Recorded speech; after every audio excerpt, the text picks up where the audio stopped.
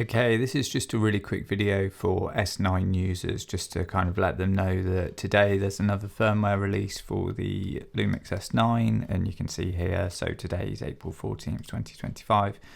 and version 1.4 has just been released, so you can kind of click on it, and it's nothing to get sort of too excited about. It's essentially just kind of some updates and patches and, you know, just mostly kind of bug fix bits, and you can kind of see here, so the last update was March the 25th, 25, so it's already had a very recent update just sort of a few weeks ago.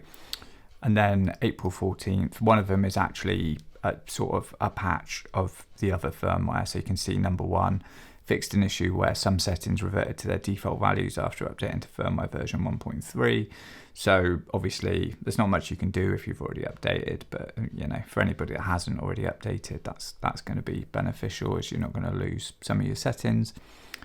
They fixed an issue with the record and gain setting, fixed an issue with the password authentication, or it might not be displayed when connecting to Wi-Fi, and then as always just sort of improved operational stability. So,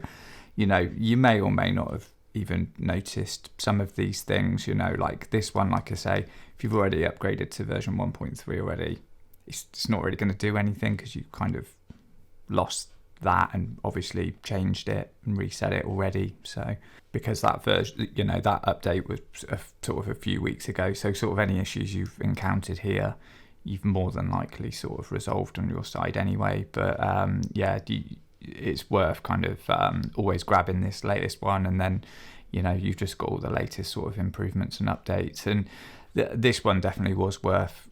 grabbing because you had the startup speed power